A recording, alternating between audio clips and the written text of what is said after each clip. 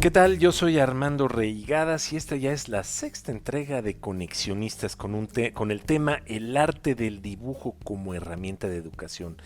Y bueno, pues recuerden nuestras redes sociales, estamos en Twitter en @conexionistasmx y estamos en Facebook /conexionistasmx. Edgar. ¿Qué tal, Armando? ¿Cómo están? Pues amigos que nos escuchan, amigos de Conexionistas, hoy vamos a conectar con Patti Enríquez. Patti Enríquez es una artista, yo diría que consumada, tiene más de 30 años de experiencia, tiene experiencia no solamente en exponer su arte en el país, sino fuera del país. Ha representado a México con mucho orgullo en fronteras insospechadas y hoy nos va a hablar de justamente ese puente que existe, lo que conecta entre la educación, el dibujo, el arte y la creación de una sociedad, digamos, más reflexiva e inclusive, en sus propias palabras, hasta más feliz. Entonces, conecten con nosotros, en un momento comenzamos. Conexionistas, sexta entrega, el arte del dibujo como herramienta de educación. Yo soy Armando Reigadas y Edgar presenta nuestra invitada de lujo que tenemos el día de hoy. Bueno, pues Patti, ¿cómo estás? El micrófono es todo tuyo. Vamos a hablar de tu arte, de lo que has desarrollado, pero nos gustaría que nos hablaras un poquito más de ti. Cuéntanos, Patti. Bueno, pues miren, yo básicamente, antes que nada quiero dar un agradecimiento enorme por el espacio, Armando y Edgar, gracias. Bueno, la otra cosa que me gustaría es decirles, pues yo estudié en la Escuela de Bellas Artes, en la Esmeralda, pero siempre, toda la vida, durante por lo menos los 4 primeros años, porque son 5 años de estudio, todos los veranos, yo era una persona muy tímida. Y entonces todos los veranos, en vez de ir a ver gente, pues más bien me iba todos los veranos a la Escuela Nacional de Artes Plásticas, la que queda en Xochimilco. ¿Y qué fue lo que hice? Durante todos estos años mi principal línea de trabajo ha sido el dibujo. Para mí el dibujo es muy importante porque, como hace un momento comentábamos, la gente a veces piensa que el dibujo es solamente es como, hizo ahí una línea con un lápiz y una hoja. Sí, pero el dibujo va muchísimo más allá. El dibujo tiene, por ejemplo, movimiento, porque en mi caso también hago cortometraje de animación experimental, entonces el dibujo tiene sonido y tiene movimiento. Pero el dibujo también puede llegar más allá de una hoja y salirse y crecer, y puede ser de gran formato, pero todavía llegar y salirse más lejos y empezar a tocar la arquitectura y empezar a hacer lo que son como las intervenciones in situ, que también he trabajado desde hace tiempo. Pero lo más interesante para mí de por qué siempre me gustó el dibujo es porque el dibujo es la representación de una idea. Y si nos ponemos a reflexionar, casi cualquier cosa que vemos, mientras empezó a ser una idea, siempre fue dibujo. O sea, es el previo de cualquier cosa que tenemos en la realidad, es un dibujo normalmente. Y una cosa importante es el desarrollo creativo, porque para dibujar tienes que imaginar.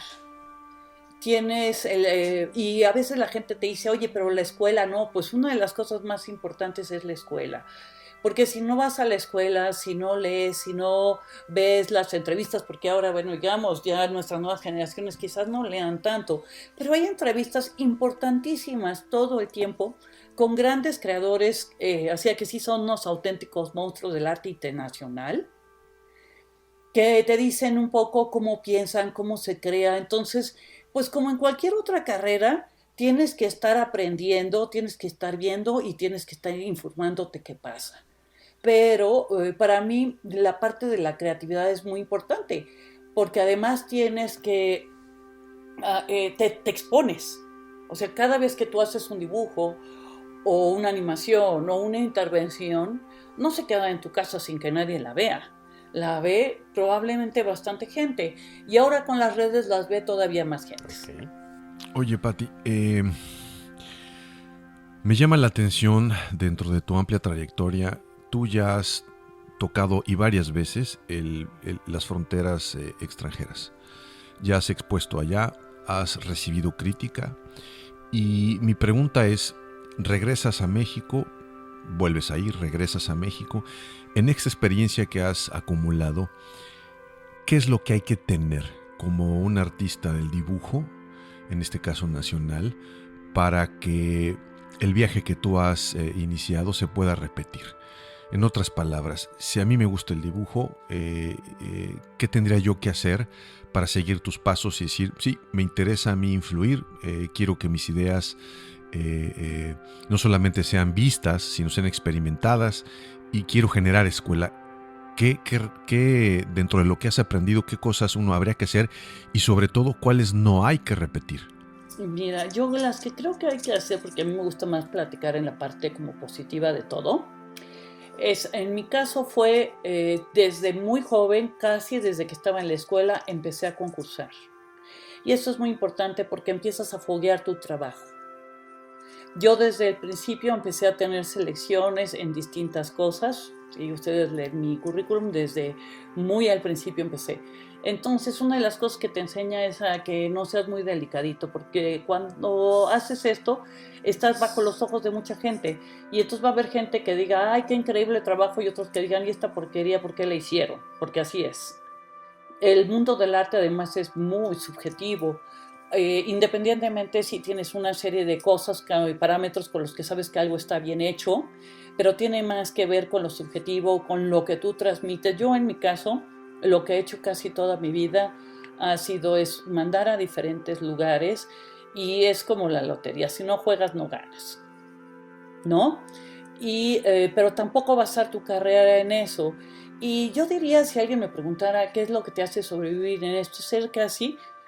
mira, yo no corro maratón, pero me parece que debe ser lo más parecido al maratón. Y siempre lo digo que tienes épocas buenas, épocas malas. Siempre va a haber alguien mejor o alguien que no sea, o alguien menos bueno que tú en esto. Entonces, y va a haber tiempos muy buenos y tiempos muy malos en los que no pasa absolutamente nada. Para ser una gente así, lo que tienes que hacer es resiliencia. Si no eres resiliente, si no puedes entender que va a haber a veces crítica y crítica muy desagradable, entonces no es una carrera. También tienes que aprender de alguna manera a ahorrar, pero lo que yo he hecho que a mí me ha ayudado mucho a sobrevivir ha sido es que he hecho ilustración para revistas. Durante mucho tiempo hice ilustración para revistas. He hecho máscaras para teatro, he hecho escenografía para teatro, he hecho cortos de animación. No solamente los he dirigido y los he hecho. Otras veces he tenido que trabajar para otras personas. Una cosa muy importante también es tener que aprender a trabajar en grupo. A veces a los gentes que se dedican al arte estamos muy aislados en nuestros estudios y yo creo que ahí sí es lo peor que puedes hacer, aislarte en tu estudio y nunca querer trabajar con nadie, porque una cosa que de repente hacía interesante, por lo menos fue para mí, durante años dibujé y hacía dibujo de formato y todo iba bastante bien y de repente me di cuenta que pues nada estaba sucediendo y entonces tenía también ganas de querer salir y bueno, se dieron las cosas como para que yo saliera fuera. Estuve en China, para mí fue muy importante. Una de las cosas importantes es si puedes viajar, no necesariamente tienes que viajar al fin del mundo. A veces simplemente salir de tu propio entorno te va a abrir un poco tu perspectiva y tu manera de observar. Yo la primera vez que fui a China puedo decirles que no hablaba el idioma, no lo entendía. Entonces para mí fue una gran experiencia porque era el aprender a ver, a observar, que yo se supone que desde hace mucho tiempo teníamos, pero entonces en este caso era ver, observar, pero de una manera mucho más detenida y mucho más interesante porque lo que no había visto lo veía de otra manera y lo que ya había visto también se veía de otra manera. Oye, tocaste un tema hace rato y me gustaría ahondar un poco en él porque pues es vital para muchos, ¿no? Cuando tú empezaste tu carrera, pues como me pasó a mí, pues teníamos los medios analógicos, los medios tradicionales de toda la vida. Me imagino que con ustedes era papel, lápiz, tintas, etcétera. Y esos medios pues han ido cambiando y se han ido, pues ahora sí que alterando todo, ¿no? Hablaste hace rato de los GIFs, etcétera, etcétera.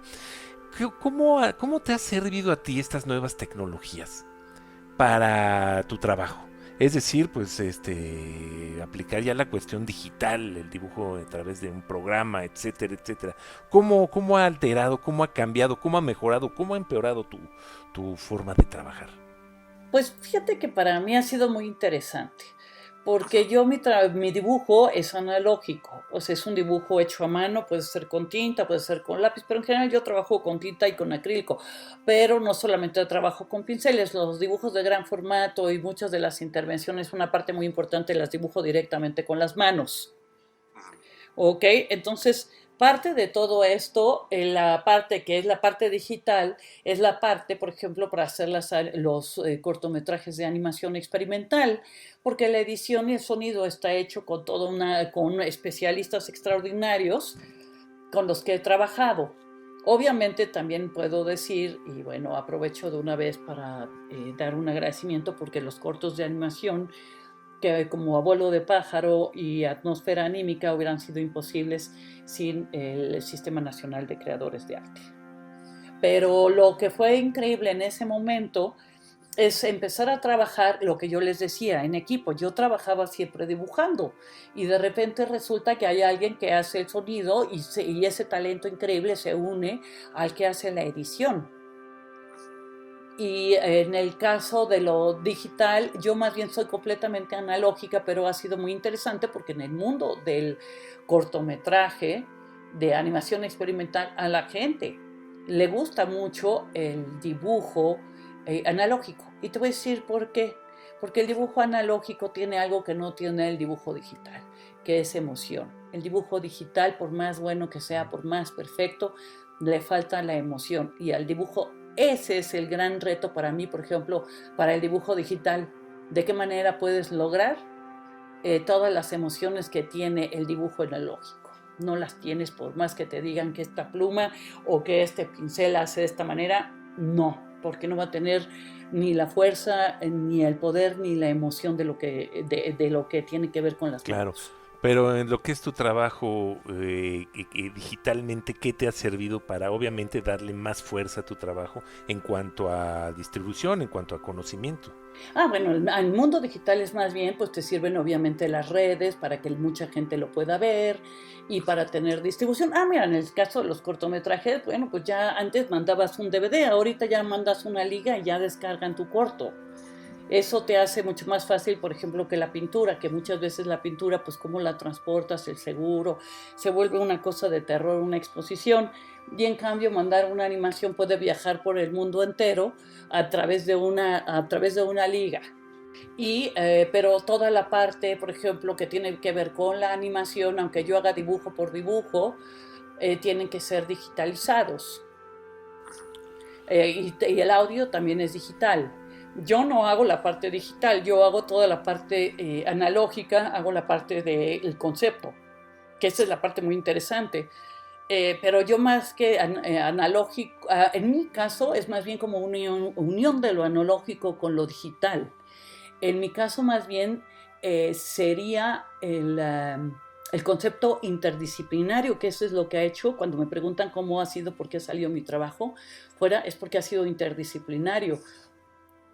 Porque, por ejemplo, una intervención in situ también tiene sonido, ¿sabes? Y eso lo hace mucho más interesante. No es solamente dibujar el techo, el piso y las paredes, el sonido. Y el sonido a veces lo que oyes no tiene nada que ver con lo que tú estás viendo. Es una cosa completamente diferente. Oye, Pati, déjame construir sobre lo que Armando y tú acaban de decir.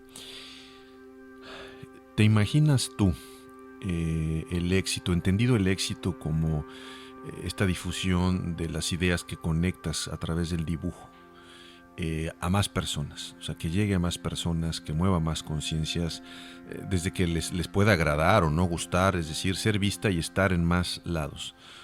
¿Tú te imaginas tú el arte tradicional sin la tecnología? Es decir, ¿tú crees que hoy por hoy esta integración, como le estás llamando, este cruce de caminos que tú misma ya se está experimentando, y me gusta muchísimo que nos quitas, o por lo menos a mí, ese concepto de que el artista tendría que ser esta persona que se aísla y se mete a una cueva y de repente regresa con cosas maravillosas, y tú nos dices, no, es lo peor que pueden hacer, aislarse no está bien. Ahora, este puente que ofrece la tecnología, ¿tú crees que es ya una condición necesaria?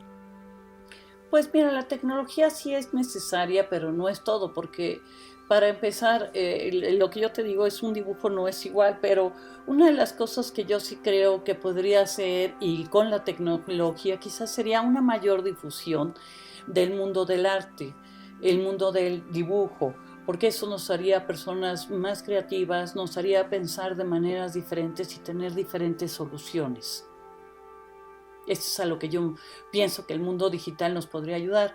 ¿Por qué? Porque la enseñanza que llevamos, básicamente, y hay un libro muy interesante que es de Betty Edwards, de cómo desarrollar el poder del lado izquierdo del cerebro, es que si tú checas el interés de la gente, la educación que recibimos todos los días desde que somos pequeños, la educación tiene más que ver con las palabras, con los conceptos y con los números.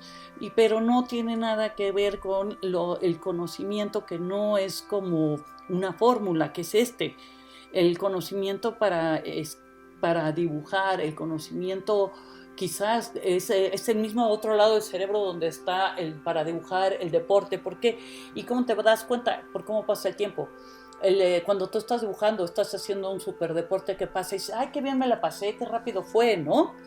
La otra es que a ti alguien te puede decir cómo patear un balón, pero no hay una fórmula perfecta. Quizás alguien la puede palear igual de la misma manera. A ti te pueden decir cómo agarrar un pincel o cómo dibujar, pero no hay una fórmula para cómo hacerlo, ¿no?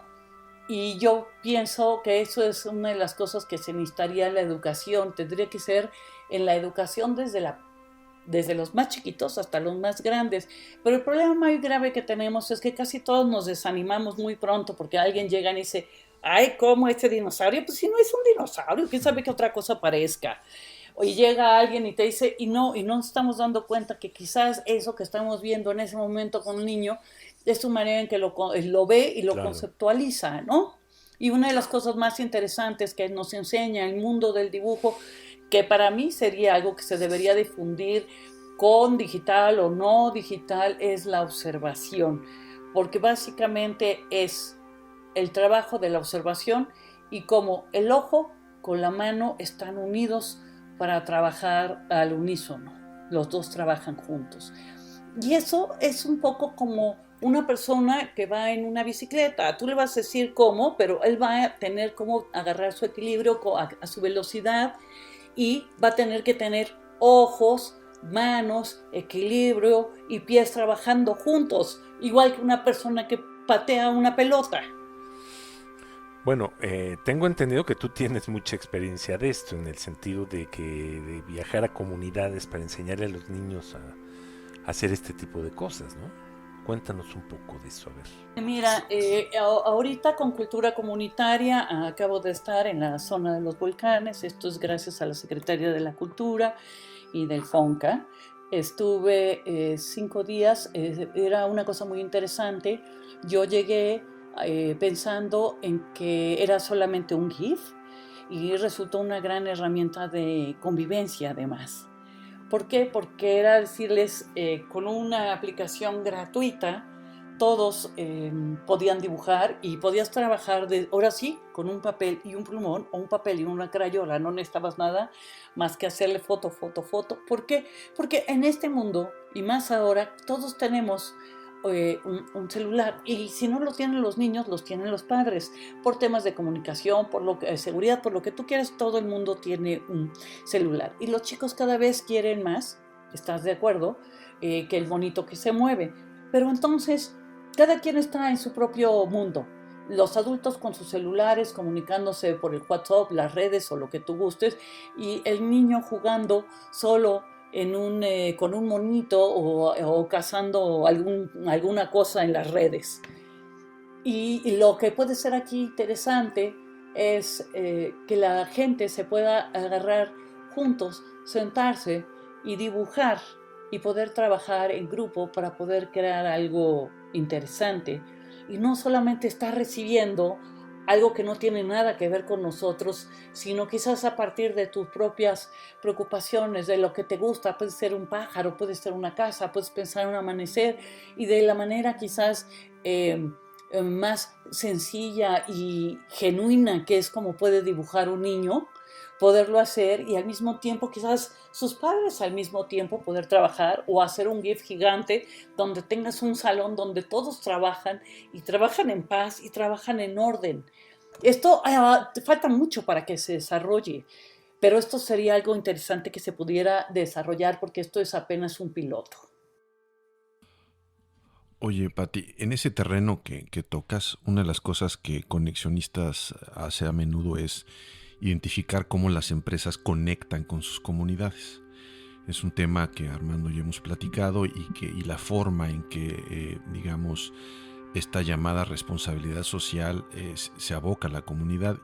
Y una de las cosas que no vemos, o no vemos, digamos, de manera importante, es decir, esporádicamente existe alguna actividad, es el tema de la cultura, y ahora con lo que tú estás comentando, el desarrollo de habilidades artísticas. Y lo que comentas como experimento me parece sumamente importante, porque entonces aquí también entra con este ánimo de conectar, y como tú dices, se conecta la tecnología con la parte análoga, y ahora tienes instituciones que te llevan de gobierno, que te llevan ahí, y entonces se hace algo con la comunidad. ¿Dónde verías tú el papel de la iniciativa privada empujando estas iniciativas que tú tienes? ¿Dónde crees que quepa, que no quepa? ¿Qué parte considerarías tú dentro de esta experiencia que has tenido ya que se pudiera reforzar o complementar para que esto pudiera extenderse a muchas más comunidades? Pues yo pienso que la iniciativa privada en su caso pues sería financiando este tipo de cosas, pudiendo financiar, por ejemplo, material, o financiando, es decir, a ver quién me presenta un proyecto muy interesante para llevar a comunidades, pero primero también la comunidad tiene que querer recibirlo. ¿Estás de acuerdo? En este caso, pues Por se supuesto. consultó con la comunidad, y fueron primarias y secundarias de una casa de cultura que dijeron: nosotros queremos y vamos a estar, y para esto pues tienes que tener coordinación con, no solamente con las empresas, sino con los maestros, los padres de familia. Es una cosa increíble que se hace, ¿no? En este caso, pues fue el taller híbrido de grabado Angélica Carrasco, que fue el que contactó todo esto con las comunidades, ¿no? Entonces, yo creo que es un trabajo de todos, pero independientemente de esto, yo creo que lo que falta, porque tú podrías llevar a las iniciativas privadas, pero una de las cosas que tendría que estar, tenemos que tener como una asignatura pendiente, es una asignatura pendiente que así como te dan matemáticas, te dieran arte, así, o sea, arte para todos. Quizás no te sirva de nada en la vida, quizás te vaya a servir en un momento, por ejemplo, tan enorme de confinamiento como el que estamos viviendo. Quizás para mucha gente el ponerse un momento a dibujar y a reflexionar podría ser algo bueno en este momento para ellos. Es un momento en que este confinamiento nos puede ayudar a servir, a crear, a hacer muchas otras cosas, las cuales si estamos en aislamiento o estamos en grupo lo podemos hacer. Pero yo pienso que es una manera de pensar, por eso es importante tener la parte creativa, es una manera de reflexionar.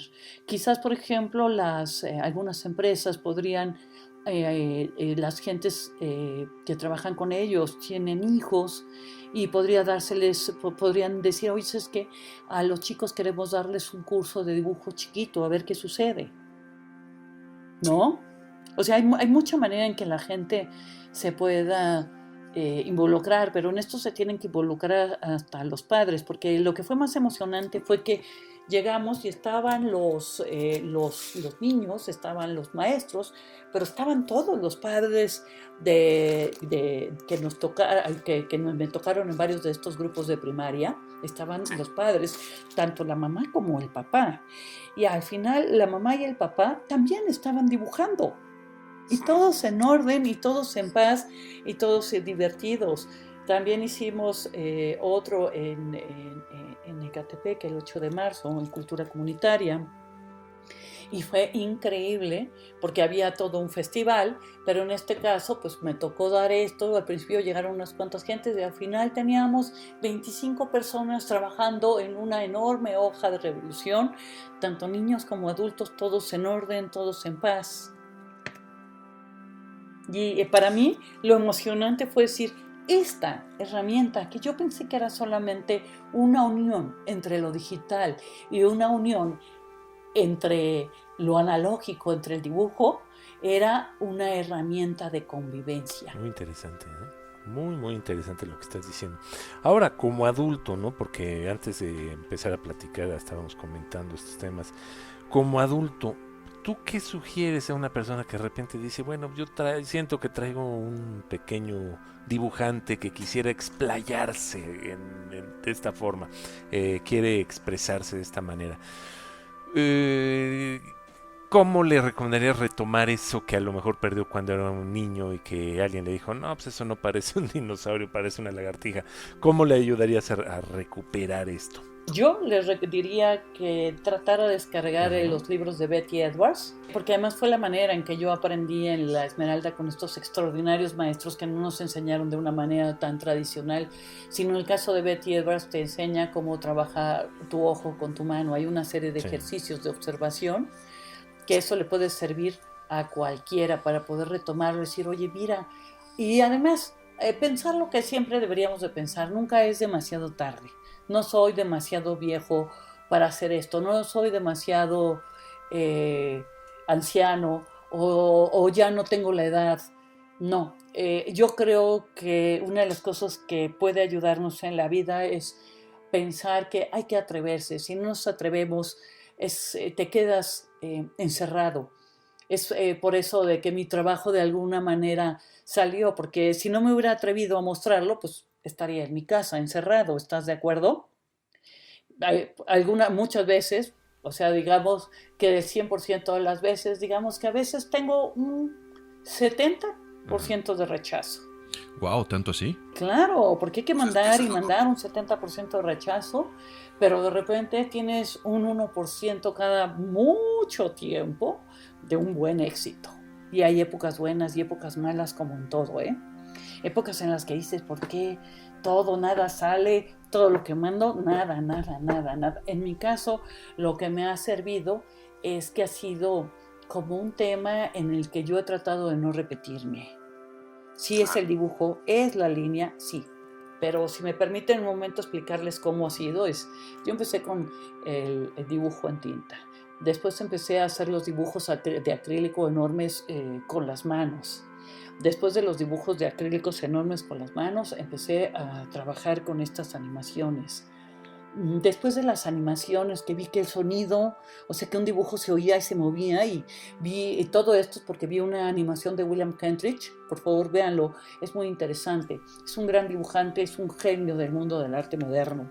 O sea, cualquiera que quiera dibujar, por favor métanse a ver a William Kentridge, hay que oírlo y hay que verlo.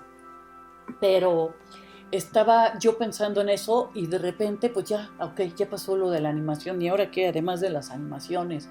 Y empecé a hacer un libro de artista, y un libro de artista es muy bonito, cada quien lo hace como quiere. En mi caso son, obviamente, porque haber estado varias veces en China, pues lo que más me ha gustado es el formato del libro acordeón, que es un libro que despliegas como si fuera un acordeón para tocar, y dibujas, y entonces eso está increíble porque tu lectura es una lectura que puede ser parcial. Puedes ver un pedazo, puedes verla en su totalidad, o puedes ver nada más un cuadro de ese dibujo, o lo puedes ver abierto de diferentes formas. Y de ahí, de repente dije, ay no, este cuaderno, qué padre se ve así paradito, todo como un biombo. Ahora quiero que se expanda en las paredes, quiero verlo en el espacio donde yo, como si yo estuviera caminando dentro de esto. Pero para eso pasaron muchos años.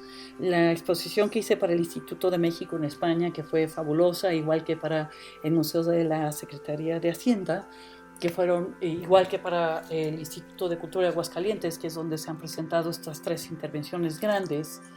Y bueno, La de Aguascalientes fue premiada por el London International Creative Competition. Puedo decirte que fueron 3 experiencias diferentes. ¿Por qué? Porque la arquitectura, cada espacio es diferente, entonces cada espacio te pide algo diferente. En la primera era un cubo inmenso de 6 metros, entonces pues había que trabajar, y a mí lo que más me interesaba era el tema del bosque y era crónica natura, y tenía sonido. Pero en la segunda se veía más desde una segunda altura, o sea, tenía doble altura, y desde ahí podías ver todo el piso, entonces también era muy importante lo que tú mirabas desde arriba. Y en la tercera, que es la de Aguascalientes, era completamente negra y los dibujos eran blancos y tenías que entrar a oscuras, completamente oscuras. Y lo único que oías era algo de sonido.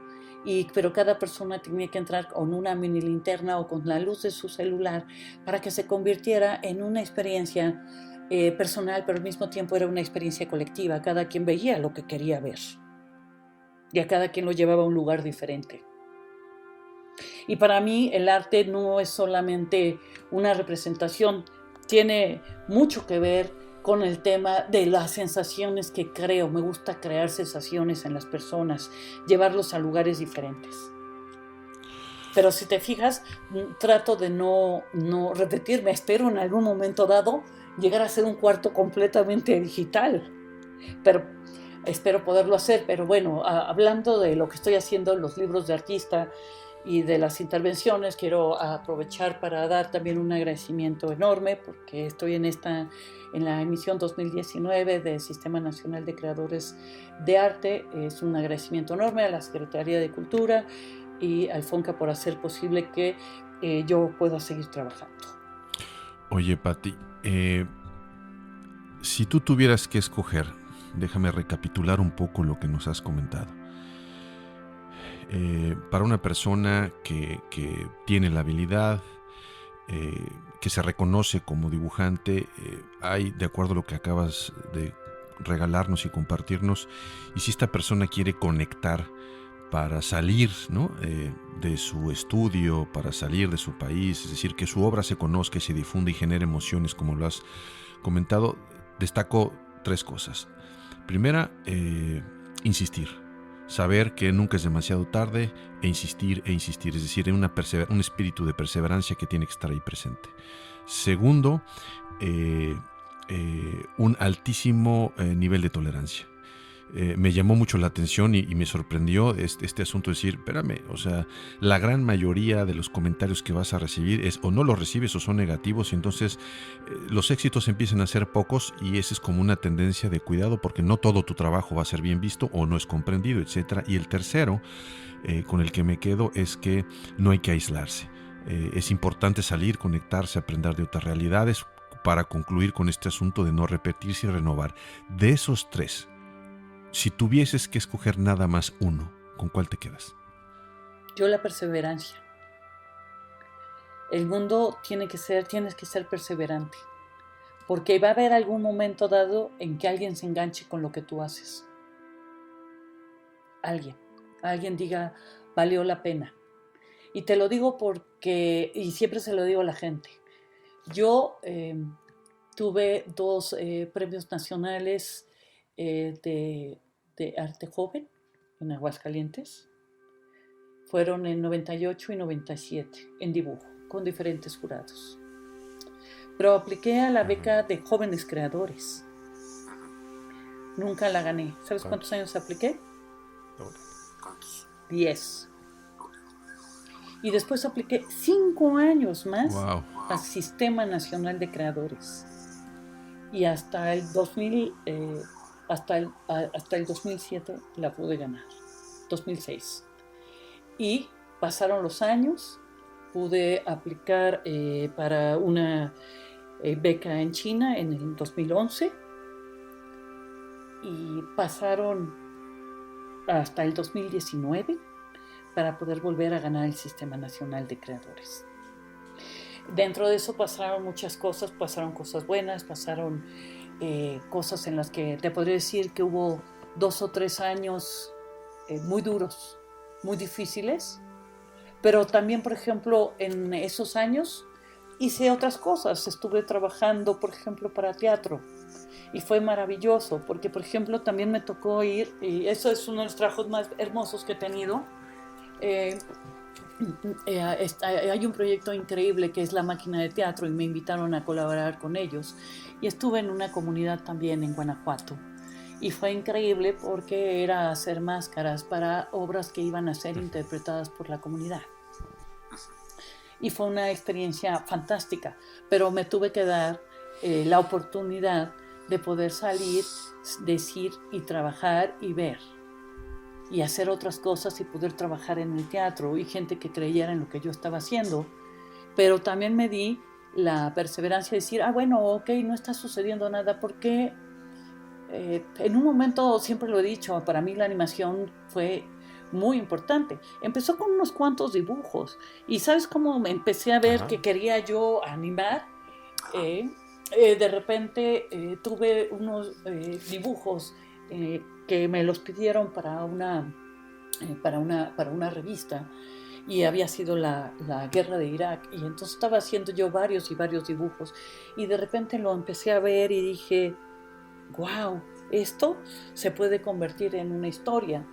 Tuve la suerte enorme que los vieron, lo vio una curadora y los invitó a una exposición muy importante.